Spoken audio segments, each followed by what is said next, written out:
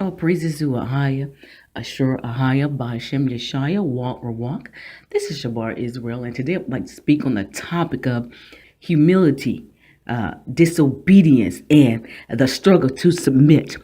Because I see these words thrown around like a dirty rag all day. Humility, obedience, and the struggle to submit. Let's submit to this book and see what it states. Because the Most High and His Son made it very clear to the Pharisees, Sadducees, and Sanhedrin about these things.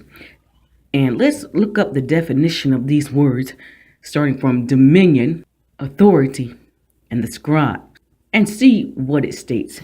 And it reads, and Ahaya said, let us make man in our image, after our likeness, and let them have dominion over the fish of the sea, and over the fowl of the air, and over the cattle, and over all the earth, and over every creeping thing that creepeth upon the earth. That word comes from the Strong's H7287, and it means to rule, dominion, take, prevaileth, reign, ruler. So you have basically rulership. Now, let's look at the word authority. And it reads, then Esther the queen, the daughter of Abihail, and Mordecai the Jew, wrote with all authority to confirm the second letter of Purim. It's amazing that the first place you find this word authority is in a female's book, which is Esther. And it reads, it comes from the strong word H8633, and it means have power, strength, energy, strength, energy, to have power. So we know what dominion means. It means rulership, and authority means strength, power. Now, let's go to the New Testament to see what Yeshaya told these Pharisees, Sadducees, scribes, and Sanhedrin all day, putting them in their place, from money changing to what authority that he came in.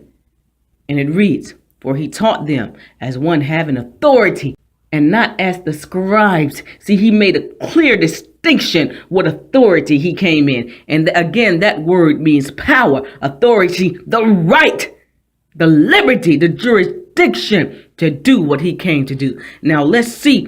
And it also means physical and mental power, and the ability to do and exercise what he came to do. Now let's see who gave him that authority.